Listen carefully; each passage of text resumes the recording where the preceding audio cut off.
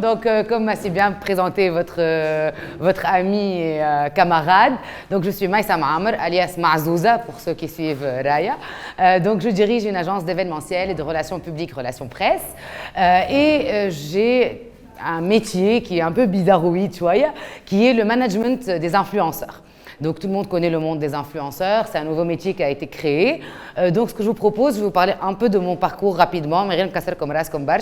Et après, on va parler du métier de l'influenceur et toutes les nouvelles étapes qui ont été créées à travers ce métier-là et comment je suis arrivée là et où on va aller aussi un peu. Donc voilà l'idée. Donc pour commencer, j'ai fait mes études donc, au lycée français Fitounes. J'ai eu un bac S scientifique, comme tout le monde, pas avec une très belle mention, hein, mais un petit 10, ça m'a suffi. Alhamdoulilah ya Rabbi. Donc par la suite, je suis allée à Paris. J'ai fait une licence en économie-gestion à la Sorbonne, Université Paris 1. Je suis entrée dans le monde de la communication à travers mon master en fait, qui était un master TEBA à l'IFP, l'Institut français de presse, où on a étudié en fait la communication d'une autre manière. C'est vraiment la communication behind the scenes, c'est-à-dire la manière de présenter les choses, la manière de parler, la sémantique, la sémiotique, comment prendre la parole, comment bien agir en face d'une caméra, d'une télé ou autre. Et toute l'histoire, bien sûr, des médias, de la presse papier, etc. Et par la suite, j'ai fait un Master 2 en événementiel, relations presse, relations publiques. Et là, c'était plus un master professionnel. On était vraiment dans des cas d'entreprise et dans des cas plus réels, en fait. Après ça, j'ai roulé un peu ma bosse à Paris. J'ai travaillé pour la fondation CEL. Il y a une fondation qui défend la traite des êtres humains. Donc, c'est tout ce qui est prostitution, tout ce qui est vente d'êtres humains, tout ce qui est trafic d'humains, on va dire, globalement. C'est pas très glamour, mais c'est très enrichissant parce que là, on a un public qui est complètement différent. On a non seulement les gens qui viennent à la fondation et qui ont subi des traites, mais aussi on a tout ce qui est députés, sénateurs qui sont très sensibles à ça et avec qui on essaie de passer des textes de loi comme éligé à la fondation. Après ça, je suis allée dans un tout autre monde qui est la mode. Donc, j'ai travaillé à l'agence Popérois, qui est une agence presse. Donc, c'est une agence en fait qui a différentes marques dans son book et qui est en fait un relais entre les journalistes de mode et les différents médias et la marque en elle-même. Donc, notre rôle était d'organiser des conférences de presse, d'organiser des défilés de mode, de placer nos produits un peu dans les différents magazines, dans le Vogue, dans le Elle, dans le Gala, pour accorder de la visibilité à la marque. Et donc après ça, donc je suis rentrée donc pour acquérir un peu d'expérience sur le marché tunisien qui est complètement différent du marché français. Donc du coup, j'ai travaillé un peu en agence. Donc je travaillais dans une agence Tebra Poulina.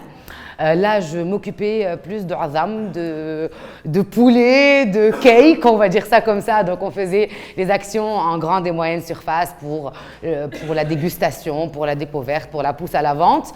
Et parallèlement, je travaillais sur la marque HP, la marque d'ordinateur que tout le monde connaît. Et donc, on était le vis-à-vis, en fait, entre aussi bien les revendeurs de HP que le client final et que la marque en elle-même. Et on travaillait avec le triptyque Heveka. Par la suite, j'ai fait un petit passage aussi chez MyClub, donc rebelote pour le monde de la mode. Donc là, je me suis occupée de Mode Discount, qui est le discounter des différentes marques du groupe MyClub. Donc MyClub, Andou Mabrouk, Andou du pareil au même, André. Et pour ceux qui connaissent, donc le Square 5, Hugo Boss, etc. Et donc Mode Discount regroupait toutes les marques Edouma pour discounter. En fait, c'est des prix au rabais, des produits qui ont été soldés. C'est des soldes à vie, on va dire, chez Mode Discount. Donc voilà, et par la suite, on s'est lancé donc, avec Mohamed Ali, qui est mon mari et mon associé, pour créer l'agence M&M. Donc M&M, c'est Mohamed Ali et Maïssa, voilà, Maïssa et Mohamed Ali, c'est comme vous voulez. Et donc, on est une agence d'événementiel, donc on fait tout ce qui est les événements, on va dire ça comme ça. Donc on s'amuse à mettre en place des événements sympathiques pour des ouvertures, pour des lancements, pour des vidéos, pour des shootings. Voilà, on s'amuse avec les entreprises qui sont partenaires avec nous. Et l'année où on a ouvert l'entreprise, en fait, il y a eu en Tunisie du moins, il y a eu l'évolution des influenceuses et influenceurs qui ont évolué en fait et qui sont devenus très très très sollicités. Et donc, du coup, Raya Boualig, alias Pink Trip, qui est ma cousine, donc venait me voir à chaque fois et me disait يا مايسة بعثوا لي ايميل انا ما نعرفش نجاوب على الايميل هذايا وانا شنو باش نعمل وانا راني نخدم جو بو با بوكي افيك او كيفاش لازمني نعمل تنجمشي تعاوني تمشي تجيب لي لو برودوي حاسيلو elle était sans dessus dessous, c'était nouveau pour elle, c'était nouveau pour moi aussi pour être honnête. Et donc du coup on a commencé petit à petit en tâtonnant. Je lui ai dit, tu sais quoi, si tu veux, je peux, moi, gérer les emails, gérer les réunions, prendre les demandes, parce qu'en plus, elle est donc elle avait un poste à plein temps qui ne lui permettait pas de se déplacer facilement et tout. Et donc, moi, derrière, en fait, je organisais tout le travail, je récupérais les produits, je répondais aux invitations, je préparais avec elle ce qu'il y avait à préparer pour qu'elle puisse, dans le temps où elle termine son travail, de faire ce qu'elle a à faire en tant qu'influenceuse, donc de mettre en avant un produit, une marque, de participer à un événement, de prendre de belles photos et de nous faire rêver comme elle est en train de faire aujourd'hui, vu qu'elle est aux Philippines et nous, on est ici. Donc voilà, donc du coup, on a commencé petit à petit comme ça, on s'est organisé dans notre travail. Du coup, les gens me posaient la question انت شنو علاقتك علاش انت تجاوب علاش انت تجي للريونيون مش رايه علاش Du coup, on s'est dit bon, on va trouver un mot qui existe pour les artistes, اللي هو l'agent ou le manager, et on va dire vas-y, je suis le manager de Raya. Et on va commencer comme ça. Au début, bon, il y a des gens qui étaient un peu sceptiques. Ils se sont dit, allez, je suis un manager, un manager. Le rôle en lui-même, c'est juste, en fait, être un vis-à-vis, c'est juste, elle fait bien les choses dans ce qu'elle sait très bien faire. Et moi, derrière, je gère les marques, je gère tout le reste pour lui libérer du temps et pour qu'elle puisse voler de ses propres ailes et elle puisse faire son boulot comme elle sait très bien le faire. Donc voilà. Et donc petit à petit, on s'est organisé, on a bien peaufiné les choses. Et donc au bout de quelques mois, donc tout était installé, les gens commençaient à en entendre parler, à comprendre le rôle de l'agent entre guillemets. Et par la suite, donc d'autres influenceurs sont venus. Donc aujourd'hui, on compte parmi nous donc Raya Boualig, Guérim Khouja, Sahri Bahri, Nessim Ziedeya qui est un acteur d'Ouled Moufida, elle me fait comme ça, c'est Brahim d'Ouled Moufida. Voilà, tu le connais plus en tant que Brahim. Et donc, on évolue avec ces influenceurs-là. On essaie aussi bien de gérer les demandes qu'il y a derrière que de créer de nouvelles choses avec eux. Comme, je ne sais pas si vous êtes au courant, on a créé avec Raya, en partenariat avec C'est Fresh, le gel douche Pink Trip. Donc, c'est un produit qu'on a créé ensemble et la marque C'est Fresh. Et donc, ça nous permet de développer plein de petites choses comme ça. Pour sortir, il y a le volet donc Instagram, les stories, les événements et les différents partenariats avec les marques. Et on essaie aussi de créer des choses un peu plus sympathiques pour évoluer dans le contenu et évoluer en tant que marque blogueuse, on va dire ça comme ça. Donc voilà l'idée et voilà l'esprit de ce métier-là qui existe. Donc dernièrement, j'ai été invitée à un sommet en Turquie. Donc il n'y a pas que moi dans le monde qui suis manager d'influenceurs. Donc ça existe aussi partout dans le monde. En Tunisie, ça commence petit à petit. Là, il y a différents influenceurs qui font appel aussi à des agences pour gérer. C'est pas évident si vous voulez vous orienter vers ça, c'est pas évident, il faut de la force, il faut du courage, il faut surtout s'entendre avec la personne parce qu'après tout c'est des êtres humains donc qui ont tous comme tout le monde tu sais pas pourquoi donc du coup on essaie d'évoluer avec eux, avec leur mood, avec ce qu'ils ont comme travail et ce qu'ils ont comme charge et leur vie aussi normale en tant que personne pour essayer de faire en sorte que tout se passe bien et que aussi bien pour la communauté MTH que tout se passe bien que aussi les partenariats, les marques, voilà toutes les choses qu'on envisage de faire. Donc voilà un peu l'univers dans lequel évolue l'agence M&M et j'évolue de mon côté. Donc je vous propose, si vous avez quelques questions à poser, je suis à votre disposition pour y répondre à toutes, hein, même si vous avez des questions bizarres, il n'y a pas de souci. Donc si vous avez des questions, n'hésitez pas et on rentre en interaction pour avoir plus de détails si ça vous intéresse. Des questions? Ou on a trop honte de poser des questions? Questions? Dis-moi ma belle. Comment vous voyez le futur, l'avenir de votre agence? Dans l'avenir, ça va être devenu... Par rapport à par rapport aux influenceurs, par rapport à l'événementiel, voilà, et par rapport aux influenceurs, ce serait d'augmenter un tout petit peu le nombre d'influenceurs qu'on gère actuellement, d'avoir une belle communauté d'influenceurs avec nous, ce serait un plaisir, et surtout de faire évoluer nos influenceurs à nous qu'on a déjà vers de nouveaux horizons parce que c'est un métier qui est nouveau, qui est complètement nouveau et donc d'essayer et de l'organiser et de faire évoluer en fait ces influenceurs-là pour créer plein de belles choses derrière. Voilà un peu l'idée d'où est-ce qu'on veut aller. عندكم سؤال آخر؟ حاشمين برشا انتم اليوم. Bon, bah j'ai tout dit alors. عندك سؤال؟ Dis-moi. Est-ce que vous comptez travailler avec l'étranger ou bien juste rester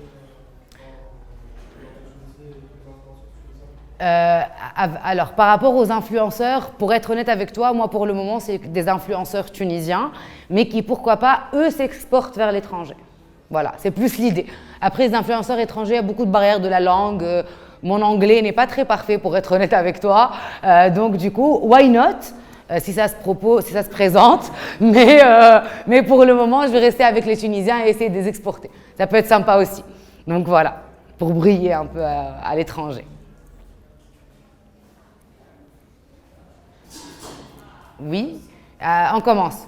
هو هزيدو قبل باش نعمل كي المعلمة. Quand vous parlez d'influenceurs, de travailler avec eux, ça veut dire sûrement autour de placement de produits, c'est ça? Oui, différentes choses. Différentes choses, dont les placements de produits. Oui. Et les marques que vous choisissez, c'est vous qui les choisissez ou c'est les influenceurs Alors, c'est les influenceurs qui choisissent les produits et les marques avec qui elles collaborent. Voilà, ils collaborent. Pourquoi? Parce que en fait, les influenceurs ont une image et ont une communauté surtout derrière qui lui fait confiance, la communauté en fait.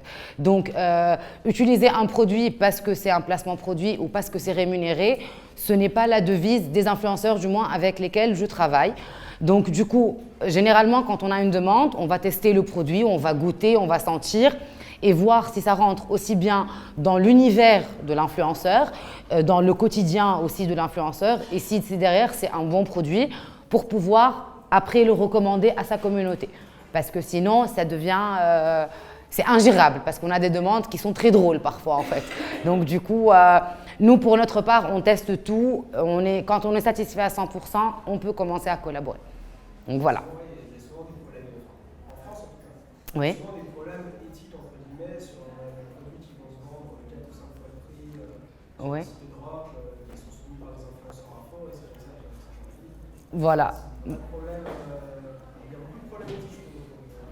Oui, il y a beaucoup de problèmes parce qu'il y a aussi beaucoup de demandes. Tu sais, c'est quelque chose c'est un canal qui est devenu très demandé. Et donc, des fois, on reçoit des demandes, tu te demandes, mais il est sérieux? Comment ça se passe, tu vois? Et donc, du coup, nous, du moins, c'est notre devise. Et même aussi bien Ali Imra, Youssef que Nessim, ils préfèrent avoir des marques avec qui vraiment ils sont en symbiose, en fait. Et surtout, pour faire passer le message, après, c'est beaucoup plus facile, en fait. Donc, du coup, voilà. Il y avait monsieur qui avait une question. Oui. انت شديد كل trucs drôles. Wallah, il y a des demandes pour des produits qui sont, je ne peux pas dire parce que du coup c'est, mais voilà, tu as des produits qui contre le cafard, on nous a demandé des campagnes des produits contre le cafard, donc du coup c'est un peu particulier pour des influenceurs qui sont dans la beauté, dans la mode, etc. C'est particulier, donc du coup voilà, il y a des demandes bizarres, mais on va pas rentrer beaucoup dans les détails. Donc voilà. Dis-moi belle. La rémunération, est-ce que ça se قوي لي شويه صوتك وزني على دوبهم سامحني. Est-ce que ça se fait quand vous, c'est-à-dire quand on vous oblige pas, mais on vous demande de parler du produit, ou est-ce que quand vous parlez positivement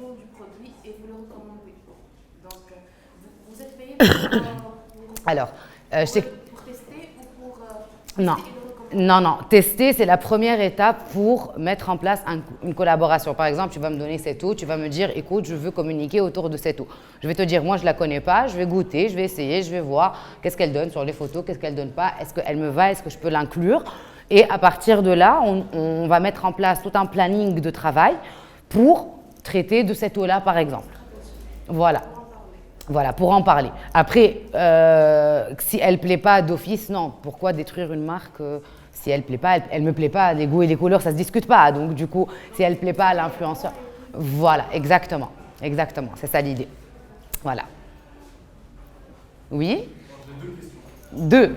Ouais. La première, c'est comment vous faites rémunérer? Est-ce que ça dépend, enfin, c'est sur des contrats, donc c'est des pourcentages à chaque fois, ou est-ce que c'est un salaire mensuel? La deuxième, c'est que j'ai 1600 followers, est-ce que je suis éligible pour Alors, la première question. Ah, donc, la rémunération, tu as kiffé, Aoud li fasse la rémunération pour. comment vous faites rémunérer avec les influenceurs? Et non, c'est sur les différents contrats, généralement, c'est sur les différents contrats, en fait. Il y a une commission, comme tous les agents. Je vous recommande, si vous êtes intéressé par ça, il y a une série qui s'appelle 10%. C'est une série française. Elle est très sympa et elle vous expliquera vraiment tous les coulisses des métiers d'agent et de manager. Donc voilà, la première question. La deuxième question, 1600 followers, c'est très très bien. Après, ça s'appelle des micro-influenceurs, là où ça existe. Donc écoute, il faut voir ton profil et voir ton impact et voir tes followers. Et why not? Toi, Lynn, le nouvel influenceur de demain. L'abdo qui a 500 followers et lui, ça va. Non, des événements Oui. Comment? Bah écoute, ça peut être une idée toute idée est bonne à prendre. Là. À partir de 1000 followers, tu es un micro-influenceur. Voilà, donc déjà, quand tu es dans le micro, mais après, à toi de travailler pour faire évoluer ta communauté. Après, pour être honnête, je ne suis pas une personne qui va créer des influenceurs. Tu vois, moi, je vais être derrière, je vais te booster, je vais te dire, tu n'as pas fait ta publication, je suis toute la journée, mais je ne vais pas venir te dire comment tu peux devenir influenceur, pour être honnête avec toi. Donc voilà.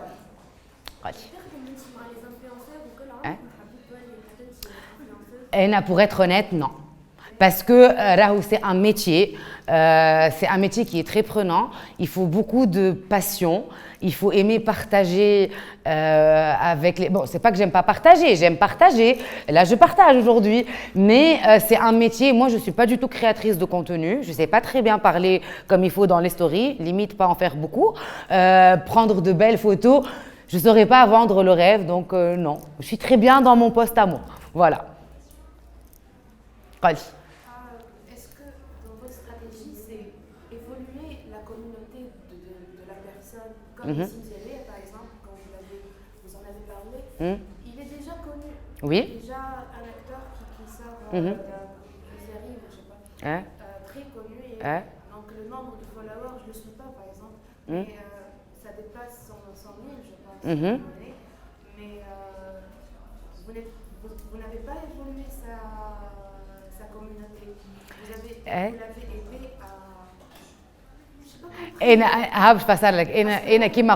كما قلت السيد tout à l'heure, je ne crée pas d'influenceurs. C'est-à-dire que j'ai des gens qui ont une certaine communauté sur Instagram, qui ont atteint un statut qui fait qu'il y a des marques qui les sollicitent, voilà, qu'il y a beaucoup de gens qui les suivent, qui leur posent des questions.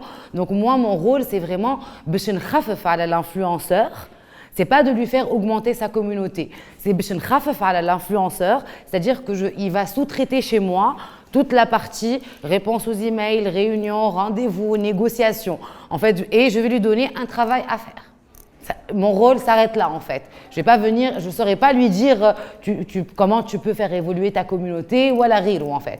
Il a déjà une communauté installée. Parce que c'était pas le cas de Raya Boualé. Elle a commencé. Raya, elle a commencé, écoute, Raya, elle a commencé depuis longtemps. Elle a commencé parce que هي مغرومة بالphotographie et donc elle a créé Instagram. Dès qu'a été créé Instagram, elle commençait à faire des photos en fait. وبعد كي زي سناب شات العباد شافتها على حقيقتها خاطر هي على التصويره وبالحق زوز عباد ديفيرونت ما عادش كانش لاقت بها. Et donc petit à petit sa communauté a évolué وحدها. Et je ne suis pas du tout intervenue, pas du tout. Pas du tout. Et je n'interviens en aucun cas. Par contre, c'est sa communauté, c'est elle qui répond à ses messages. C'est pour tout le monde d'ailleurs, c'est valable. Ça a toujours été comme ça et ça ne changera pas. Parce que moi, je ne pourrais pas répondre à des questions que des fans de Raya qui concernent Raya. Raya, ou Rim, ou Youssef, ou Ghiro. Donc voilà l'idée. Donc je suis juste là pour le matin, le bouka, en fait. Voilà mon rôle exactement. Donc voilà. Hind nous a rejoint. Bonjour. Donc, elle va plus vous donner des détails sur la création de contenu et sur le monde de l'influence, vu qu'elle est plus calée que moi, du coup, par rapport à ça. Je vous remercie. Si vous avez plus de questions, je vais donner la parole à Hind. Et après, si vous avez d'autres questions, on pourra interagir ensemble. Vas-y, ma belle. Ça va, tu vas bien? Ça va, super.